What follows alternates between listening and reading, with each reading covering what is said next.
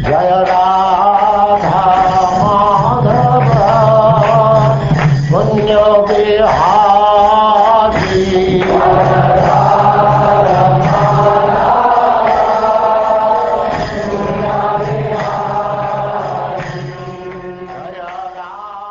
And now chapter 47, the Song of the Bee.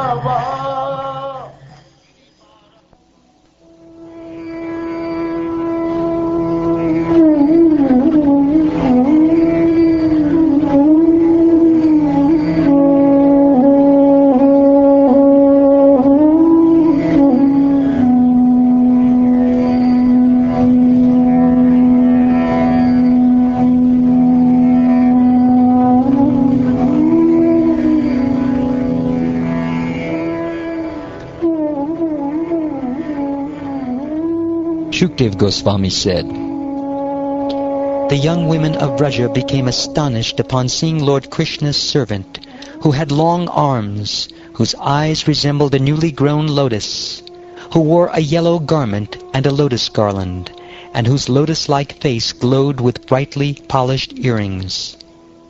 'Who is this handsome man?' the gopis asked. 'Where has he come from? And whom does he serve? He's wearing Krishna's clothes and ornaments.'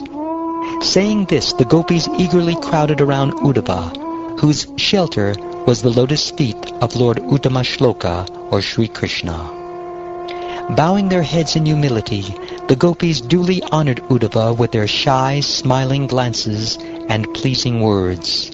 They took him to a quiet place, seated him comfortably, and began to question him, for they recognized him to be a messenger from Krishna, the master of the goddess of fortune.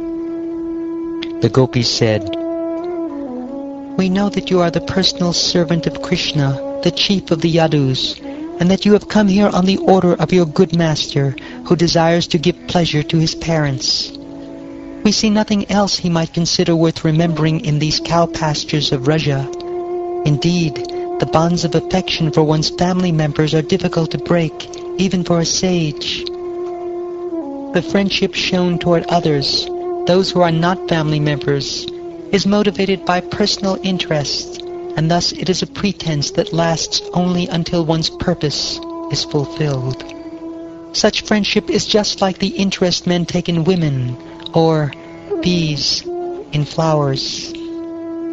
Prostitutes abandon a penniless man, subjects an incompetent king, students their teacher once they have finished their education, and priests a man who has remunerated them for a sacrifice. Birds abandon a tree when its fruits are gone, guests a house after they have eaten, animals a forest that has burnt down, and a lover the woman he has enjoyed, even though she remains attached to him."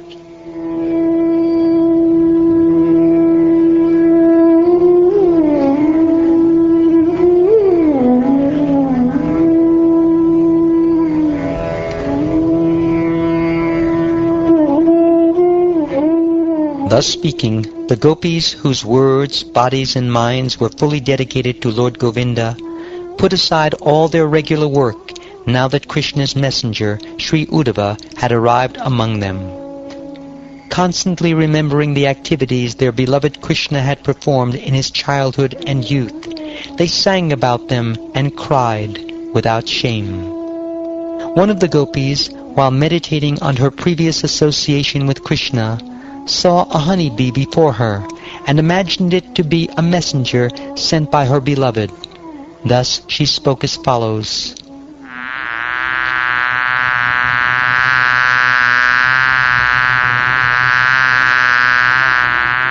"O honeybee, O friend of a cheater, don't touch my feet with your whiskers, which are smeared with the kumkum that rubbed onto Krishna's garland when it was crushed by the breasts of a rival lover. Let Krishna satisfy the women of Mathura. One who sends a messenger like you will certainly be ridiculed in the Yadu's assembly."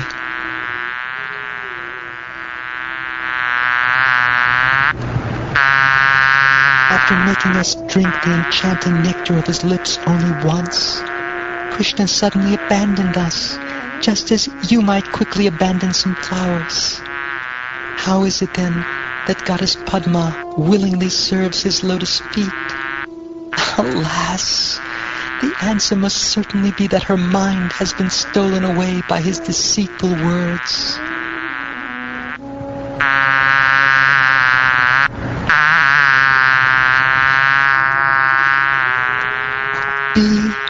Why do you sing here so much about the Lord of the Yadus in front of us homeless people? These topics are old news to us. Better you sing about that friend of Arjun in front of his new girlfriends, the burning desire in whose breasts he has now relieved. Those ladies will surely give you the charity you are begging. In heaven, on earth, or in the subterranean sphere, what women are unavailable to him? He simply arches his eyebrows and smiles with deceptive charm, and they all become his. The Supreme Goddess herself worships the dust of his feet.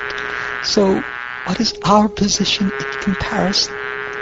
But at least those who are wretched can chant his name, Uttama Shloka.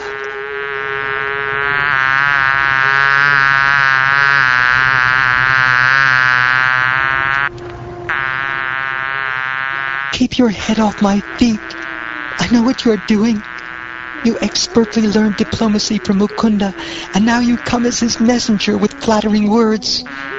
But he abandoned those who for his sake alone gave up their children, husbands, and all other relations.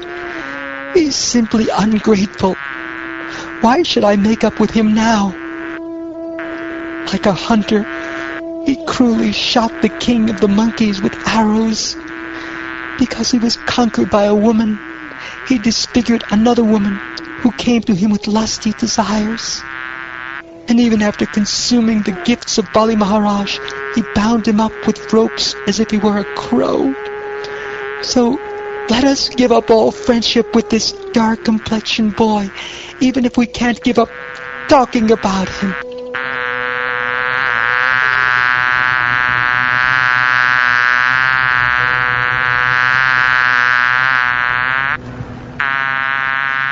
To hear about the pastimes that Krishna regularly performs is nectar for the ears.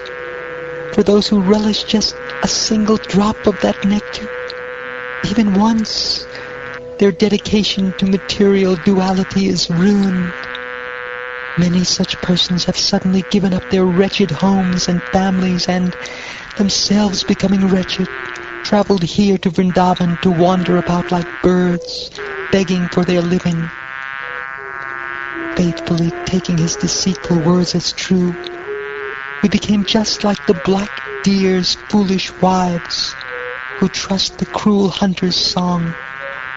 Thus we repeatedly felt the sharp pain of lust caused by the touch of his nails. Oh, messenger, please talk about something besides Krishna.